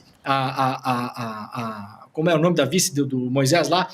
Inclusive, ela era filha do meu ex-professor de história, que vendia e dava e emprestava livros de negacionismo do nazismo na escola em que eu estudava, né? A Rainer, a vice do Moisés. Essa gente não imaginava ser eleita. Eles foram eleitos. Aí, o que aconteceu, Gabi? No primeiro, segundo mês de governo do Carlos Moisés, o Carlos Moisés, ele cometeu o crime de se encontrar com cooperativados e agricultores familiares em Santa Catarina para conversar sobre financiamento para a agricultura familiar. Ele caiu em desgraça e hoje ninguém mais lembra, quase foi empichado, hoje ninguém mais lembra da existência do Carlos Moisés. Então o Jorginho Melo é um cara que está olhando para o Carlos Moisés, viu o poder que esse voto extremista tem em Santa Catarina, que elegeu lá o secretário da pesca, o Saif, que não sabe nem quando é dia e quando é noite, né? Então, o poder que essa gente tem, é claro que o Jorginho Melo não pegaria um avião para ir nesse ato em Brasília hoje ao lado do presidente Lula. Não tinha nenhuma condição de fazer isso. É isso, Demore. Só para fechar aqui, Rodrigo Viana também pontuou o seguinte, que dos estados em que Lula perdeu, que foram 14, só compareceram então no ato Eduardo Leite, do Rio Grande do Sul, o Clécio, também, né, do Amapá, e o Casagrande, do Espírito Santo. Então foram esses os nomes que compareceram, apesar do presidente Lula ter perdido nesses estados. Demore, muito obrigada por hoje, querido. Um beijo para você. Até amanhã, né? Daqui 12 horas você tá de pé, apresentando. Meu xará de pé não, né? Já apresentando, exato. Bom descanso, Demore. Tchau. Obrigado, gente. Até amanhã. Até. Vamos chamar o Chico Sá para continuar falando dessa história, ele que já está aqui para falar com a gente a respeito disso, porque estiveram 18 governadores por lá. Daqui a pouco eu vou trazer a fala da governadora Fátima Bezerra, que falou em nome deles, mas antes vou dar boa noite para o meu querido Chico Sá. Vamos falar com você, querido. Boa noite, Gabi. Você, que inveja, você vem direto de Pernambuco, direto do Recife, falando aí de bolo de rolo. Diretamente. Ainda estou me acostumando, viu, Chico? Pois é, boa noite, Chico Pinheiro. Boa noite, Feliz Xará. Ano novo, Xará. Você também, meu Xará. Que São Francisco nos conduza. É isso aí, feliz ano novo, meu querido. Muito bom falar com você. Estou me ambientando, né? Depois de voltar de Pernambuco fica difícil, né? Da gente voltar para a realidade, que é bom demais. Não é fácil, não. Mas vamos nessa, vamos falar abrir comentando, trazendo um trecho da fala da governadora Fátima Bezerra.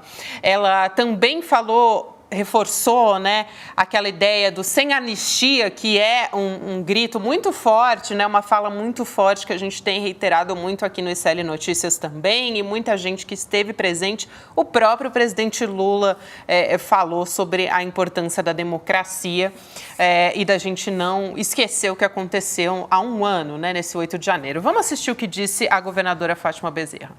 E é necessário, sim, a responsabilização e a devida punição aos que ousaram tentar destruí-la.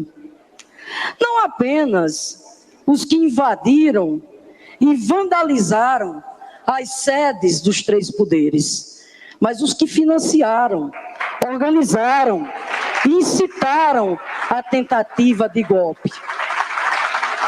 Por isso que, com coragem e lucidez, é necessário afirmar, sim, sem anistia. Chico, antes de ouvir sua fala, vamos convidar também o jurista Cacai, nosso querido Cacai, para conversar com a gente. Ele estava lá, inclusive, né? Vai poder trazer... Eu vi o homem ali na terceira, quarta fila, tava em cima do lance. Ele tá em todas, né, Chico? Cadê o Cacai?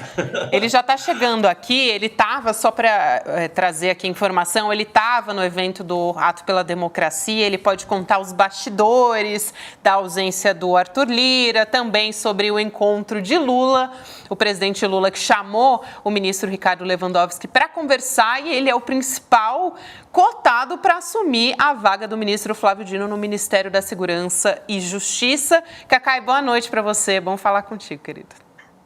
Boa noite, Gabi, alegria falar com você. Boa noite, Chicos, meus queridos Chicos, que beleza. Muito bom. Boa noite, querido. Boa noite. Conta pra gente já, Cacai, a gente já quer que você chegue chegando, como é que foi o evento, o que você tem de novidade para contar pra gente, Arthur Lira, Lewandowski, vai mesmo, como é que é? A gente quer saber de tudo.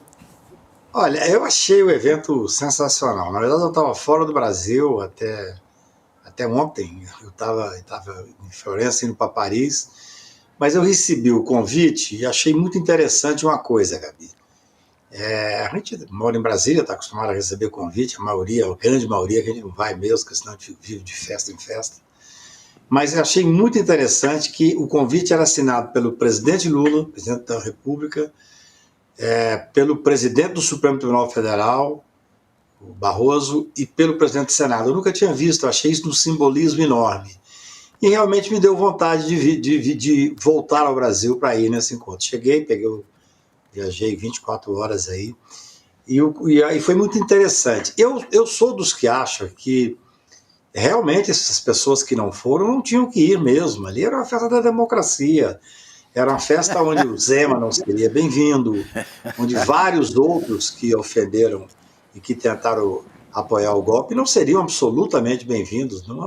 Acho super natural, é uma espécie de divisão de água, claro. Muita gente não pode ter ido, até a brincadeira que se fazia ali na festa. Foi muito engraçado que eu cheguei mais ou menos cedo, porque me pediram para sentar lá, e, como o Chico disse, lá na frente, eu queria conversar com algumas pessoas, e estava difícil de entrar, tinha muita segurança, aí nós brincamos lá que foi mais fácil entrar no Congresso há um ano atrás do que entrar agora, que agora tinha um aparato de segurança maior. Mas era natural, no meu ponto de vista, que você imagina se o Tarcísio fosse lá, seria vaiado, A festa foi uma festa democrática, foi uma festa de alegria, foi uma comemoração extremamente bonita, onde a Constituição, vocês estão vendo as cenas aí, a Constituição foi valorizada. Então, era um ambiente que não cabia mesmo esses apoiadores estranhos do fascismo e do golpe. Eu acho que ficou num bom tamanho, não foi uma festa extremamente grande. O Salão Negro, para vocês que conhecem, é um salão que abriga bem as pessoas, mas não foi extremamente grande. Foram 5 discursos, teve o pessoal do Clube do Choro tocando o hino nacional com a nossa ministra cantando. Ou seja, a festa foi aquilo que pretendia ser, uma ode à democracia. O Barroso fez um discurso muito bom, o Alexandre fez um discurso muito bom, o Lula fez um discurso, como não poderia deixar de ser, que emocionou a todos. E acho que é um marco, assim. Eu penso que, fazendo uma brincadeira, que esse dia 8 de janeiro só não vai entrar para o calendário oficial para ser o dia da democracia, porque ele corta as férias de todo mundo que está nos governos, entendeu? Que está em poder. O Congresso está fechado, tem muita gente que falou comigo, falou, Cacá, pessoas me ligavam, eu fiz uma notinha dizendo que tinha recebido o convite, que ia gostar desse simbolismo dos 3 poderes, e que ia voltar. Eu estava em Florença, peguei um avião para Paris, cheguei de Paris para cá. E amigos meus que são senadores, deputados, falaram, pô, Cacá, eu estou aqui de férias, na praia, fica até sem graça.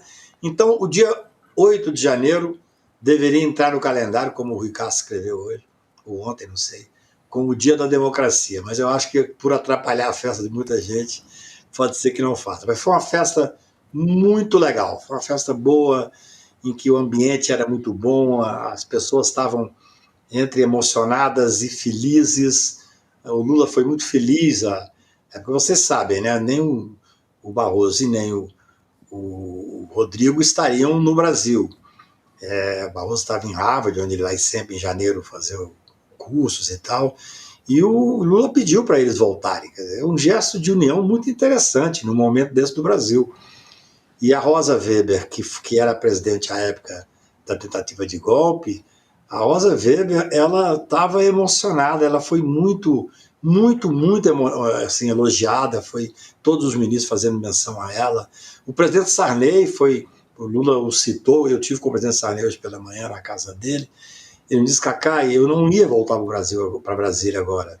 A esposa dele, dona Marli, não está bem de saúde, mas o Lula me ligou dizendo que seria importante, e o Lula falou da redemocratização, da importância. Ou seja, foi uma festa da democracia, não foi uma festa partidária. E acho que muita gente não foi porque realmente não estava no Brasil, não quis voltar, ou estava de férias e tal, mas alguns que não foram fizeram um bem danado de não ir. Não seriam bem-vindos ali. Nós estamos num momento de pacificação, mas também estamos num momento de mostrar a cara quem é quem, né? Seria extremamente estranho você estar ali com os apoiadores mais ferrenhos de Bolsonaro, até porque tem um detalhe pequeno, viu, Chico Pinheiro, que ontem eu estava vendo aquele documentário que saiu sobre o 8 de janeiro do ano passado, e aí eu vi que ontem à noite, eu sou um observador, advogado criminal é muito observador dos detalhes. E aí o ministro Alexandre de Moraes fazendo a entrevista, ele fala assim: não, porque já foram punidos isso, todos vão ser punidos, inclusive foram punidos 40 financiadores. Aí eu falei: opa, eu conheço esse inquérito, só teve um financiador, Fajuto, que foi até agora investigado. E aí mandei uma pequena mensagem para os editores do programa, mandei para a Júlia do Alibe, mandei para a Júlia lá da Folha e tal. Falei: cara, essa história não consta, não existe esses 40 financiadores. E antes delas me responderem, que já era 1h da manhã e tal, hoje de manhã, acontecendo 6h da manhã, fui surpreendido com a operação da Polícia Federal, exatamente contra 46 financiadores. Ou seja, como o Alexandre já tinha decidido, ele já colocou aquilo dentro do programa, não dá conta, entendeu? Então, porque é o que nós vamos começar a cobrar agora, cada vez mais. O Alexandre falou sobre isso, o Lula falou sobre isso, a governadora falou sobre isso. Cacai, diga. O Chico Sá tem uma pergunta aí. Diga, Chico, diga, Xará. Antes da pergunta, eu queria fazer uma observação. Por favor, o Cacai, você citou o Zema, né, que também não seria bem-vindo na festa, mas você viu que ele fez um papelão. Ele anunciou hoje de manhã que iria para Brasília. À tarde foi pressionado ali pela turma bolsonarista e pulou fora com a desculpa esfarrapada, né, que não participaria porque o evento virou um evento político. Poxa, um evento no Congresso, ele queria que não fosse político? Que diabo é isso, Zé? É um evento da democracia, quer dizer, um evento de resgate da democracia. É muito interessante que os discursos, embora cada um com um tom específico, né, são pessoas muito diferentes discursando, Barroso, Alexandre, presidente da República, mas todos eles tiveram a mesma linha da necessidade de resgate da política, de unificação. Assim, gente, veja bem, o Brasil está dividido. Tivemos uma tentativa de golpe que só não deu certo na minha visão, e agora mais do que isso eu confirmo, porque não teve o apoio dos militares. Agora, querer que de repente todo mundo passe para o lado de cá, o dia 8 de janeiro, Chico, foi extremamente tenso. De 2023. Eu estava na Bahia, quando comecei a falar com as pessoas ao ficar sabendo, falei várias vezes, por exemplo, com o Flávio Dino, falei com outros ministros, e a discussão era se ia ter GLO, se não ia ter GLO, se a intervenção ia ser em todo o Distrito Federal ou só na segurança. Eu me lembro que no outro dia teve a destituição do Ibanez, falava-se até em prisão do Ibanez, eu achava over a prisão dele. Ontem o programa foi muito pesado contra ele. E eu me lembro que o ministro Flávio Dino falou: cara, nós temos que arrumar um secretário de segurança que seja de confiança, porque o momento vai ser muito tenso. Você pode indicar alguém, se é de Brasília? Eu falei: posso. Tem o Sandro Avelar, que foi secretário do PT aqui, que é uma pessoa de confiança, e também foi o segundo homem da PF do Bolsonaro, então ele não pode ser criticado de um lado nem do outro. E ele falou: você tem como indicá-lo? Eu liguei para a governadora Celina, a governadora falou: Cacá, excelente ideia, faz isso por mim. Eu liguei para o Sandro virou secretário. O momento era esse, era um momento de muita tensão em Brasília. Nós, que conversávamos diariamente, à noite daquele dia 9, eu falei com um determinado ministro dentro do Supremo Tribunal, o ministro estava chorando. Então, gente, nós passamos por um momento extremamente grave.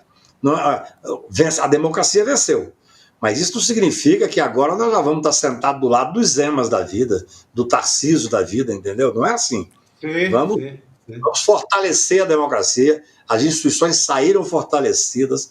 O Supremo Tribunal, já falei isso para vocês e falo sempre, escrevo sempre sobre isso, foi quem botou o pé na porta e não deixou um poder, em regra, conservador, patrimonialista, racista, misógino, que eu sou um crítico ferrenho. Tem mais de um ano que eu só faço na vida elogiar o judiciário. Estou doido para começar a criticar de novo, já tem uma série de excessos e tal, entendeu? Eu vou aproveitar, Cacai, eu queria pegar uma carona, você falou sobre a operação, a gente não chegou a comentar aqui no Série Notícias segunda edição, eu queria aproveitar e falar a respeito disso, né? A Polícia Federal deflagrou hoje a 23ª fase da Operação Lesa Pátria para identificar justamente os financiadores desses atos golpistas do 8 de janeiro, e aí foram, como disse o Cacai, né, 46 mandados de busca e apreensão e 1 de prisão preventiva, e aí esse alvo do mandado de prisão preventiva foi o Wagner Ferreira Filho, que é um microempresário baiano. Ele teria pago R$24 mil para fretar um ônibus de manifestantes de Salvador até Brasília. A gente viu vários ônibus que foram para a capital federal nesse dia. Informação essa que é da TV Globo. Agora, Cacai e Chicos também, a gente até agora só teve peixe miúdo, né? Essa é uma preocupação muito grande que eu tenho, porque assim, já há 6 meses eu tenho dito da importância do Poder Judiciário. A gente tem que ver que o Poder Judiciário é um poder inerte, só age se provocado. O Ministério Público mudou agora a direção, eu espero que comece a tomar uma série de providências. Por sinal, o Procurador-Geral, o Paulo Gonet, fez um discurso bom hoje lá, discurso que diz que a Procuradoria vai responsabilizar todos, independentemente de quem for. Ele fez um discurso bom, um discurso técnico. Eu até quero mandar uma mensagem parabenizando ele, que pode ser uma postura de mudança na Procuradoria. Agora, não tenha dúvida, eu quero saber quem foram os reais financiadores. Eu não quero saber. É importante pegar os financiadores que fizeram a prática que permitiu estar aqui 1.500 pessoas, é claro que é importante. Mas olha, as informações que eu tenho, de quem conhece profundamente o inquérito, é que tem, por exemplo, 18 políticos com mandatos que estão para ser logo responsabilizados, pelo menos ter denúncia, operações contra eles. Tem que ser feito, tem um ano. O que acontece, gente? O Poder Judiciário é um poder lento, não tem como ser. Eles prenderam 1.492 pessoas, isso paralisou o Supremo Tribunal Federal.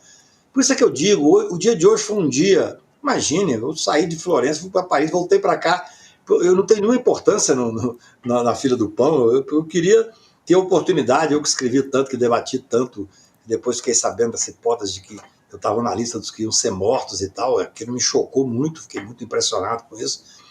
Mas eu penso assim, eu ainda estou dando todo o crédito, agora ao Ministério Público, mais do que nunca, e ao Poder Judiciário, mas está na hora de aparecer, eu concordo com você, Gabi, as pessoas que realmente fizeram a hipótese de ter um golpe de Estado. Nós estamos falando de quebra da soberania nacional, nós estamos falando de ruptura institucional, instalação da ditadura militar. Não pode ser um cara que deu 24 mil para fretar um ônibus.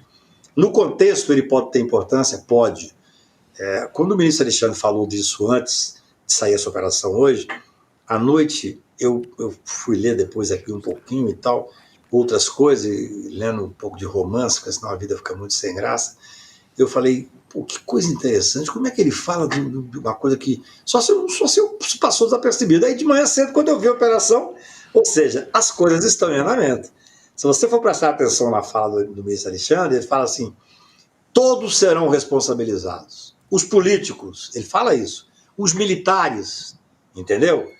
Então, para nós, para a democracia brasileira, um ano é uma vida. Para um processo do judiciário de investigação tão complexa, um ano é razoável. Eu ainda estou dando crédito que nós estamos caminhando e caminhando bem, e hoje foi um dia extremamente importante, porque eu acho que houve uma consolidação, o clima estava muito bom. estava um clima bom, não tinha ninguém ali que chamava atenção de forma diferente. O Lula estava alegre, na hora de ir embora ele veio todo alegre, assim, sabe? Ele estava bem, e as pessoas estavam bem. E tinha a maioria do Supremo Tribunal, quase todos estavam lá, então eu acho que foi extremamente importante o dia de hoje. Ok, Chico Sasso. Cacai, você estava na lista para ser assassinado? Conta essa história, rapaz. Não, quando o Alexandre deu aquela entrevista dizendo que ele tinha um plano para enforcá-lo. Aquilo me chocou. Eu estava fora do país, eu fiquei muito impressionado. E aí eu me lembrei de um fato que ocorreu, que eu não dei muito valor à época, até escrevi um artigozinho sobre isso.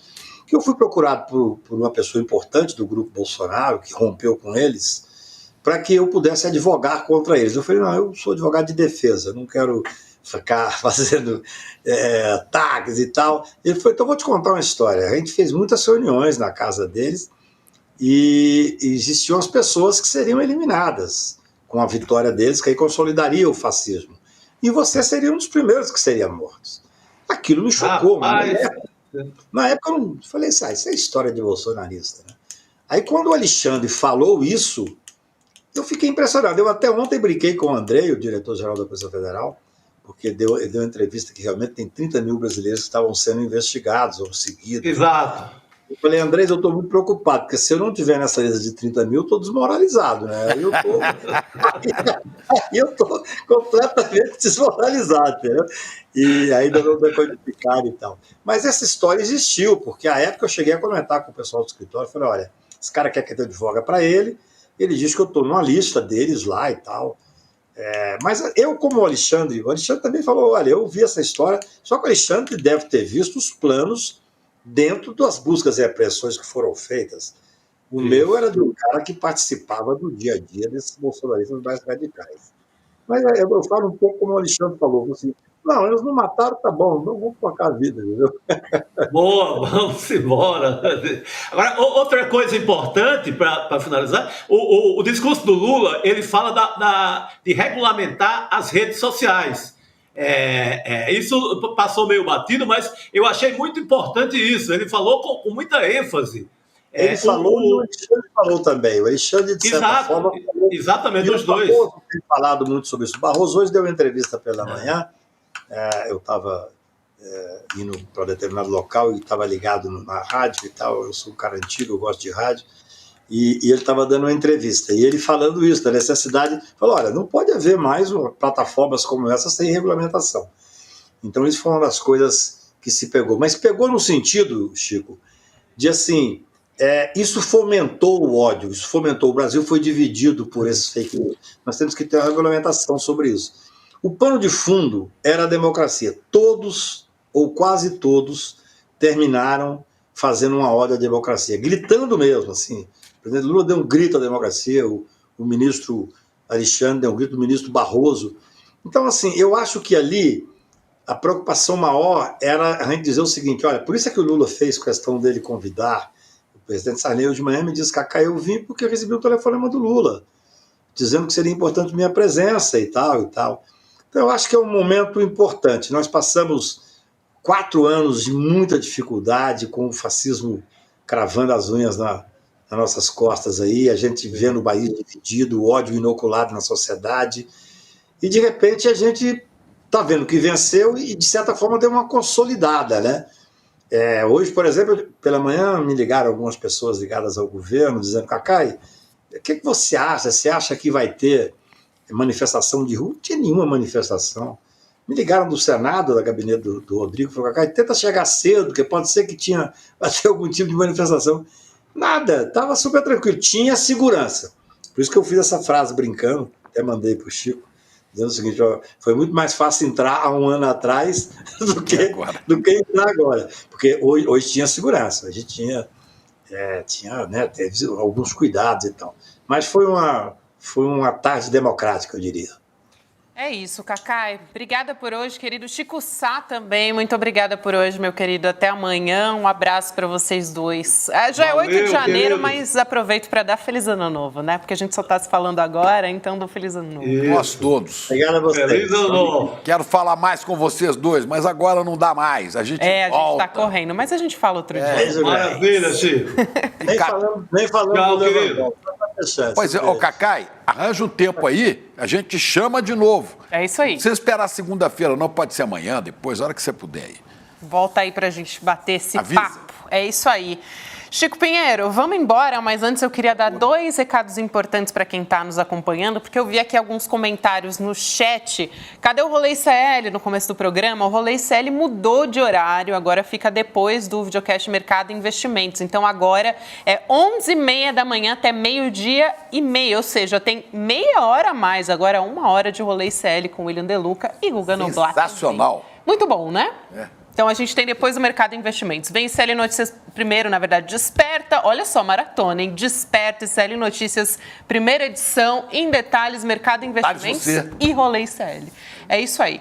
E também o Sinapse ICL está de férias, então em janeiro não temos Sinapse ICL. A Roberta Garcia está no ICL Notícias, inclusive primeira edição cobrindo as férias da Vivi, que está na praia, descansando, merecido descanso.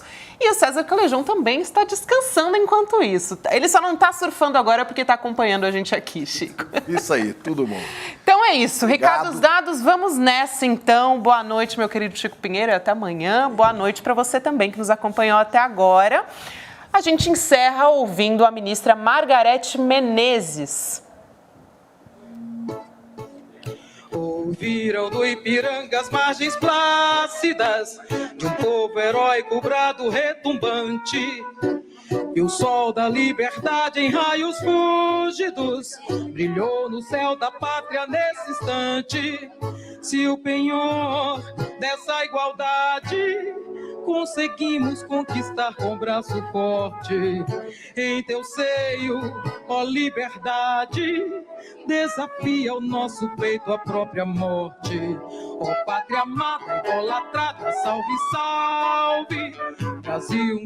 Todo ano em janeiro eu faço um encontro chamado Mapa da Mina, onde eu faço minhas previsões para o mercado financeiro, o que eu acho que vai acontecer ao longo do ano. A gente sempre acerta bastante as previsões. Agora, em 2023, aconteceu o impensável. A gente simplesmente acertou tudo, acertou todas as previsões. Nenhum banco, nenhuma corretora, nenhuma empresa de análise conseguiu acertar como nós acertamos no Mapa da Mina 2023. Quer ver? Olha o que eu falei em relação ao dólar. O que eu achava que ia acontecer com o dólar em 2023? O dólar, eu acredito, deve operar próximo ou acima dos R$5 nos primeiros meses do ano. Se as coisas melhorarem, né, como eu acho que tendem a melhorar aqui no Brasil, ele deve ficar nesse intervalo, que é o meu cenário base, é o cenário mais provável. Eu acho que essa aqui é a parte de o intervalo de cima do meu cenário base e aqui o intervalo de baixo. Por que você dividiu em dois intervalos? Porque os mercados, eles sempre andam assim, mudando de patamares de equilíbrio. Então ele nunca vai direto no meu cenário base, ele tende a encontrar um equilíbrio aqui. Se evoluírem, enfim, razoavelmente, ele tende a encontrar um equilíbrio por aqui. Então aqui é onde eu acho que ele passa a maior parte do ano. Pois bem, eis o que aconteceu com o dólar em 2023. Nos primeiros meses, se manteve acima de 5, como eu falei, e a maior parte do ano no intervalo onde eu disse que ele ficaria com mais probabilidade se o cenário melhorasse razoavelmente como eu achei que iria melhorar. As pessoas que assistiram o Mapa da Mina tiveram uma boa sinalização do que fazer ao longo do ano. Quer assistir o Mapa da Mina 2024? Você já viu que não pode perder. Ele vai acontecer no dia 28 de janeiro, um domingo às 20 horas, 8 horas da noite no horário de Brasília. A gente vai falar sobre tudo o que está acontecendo no Brasil e do mundo e, novamente, fazer as nossas previsões para o ano. Eu te encontro lá. Chame seus amigos e amigas para participar também. Esse evento é imperdível.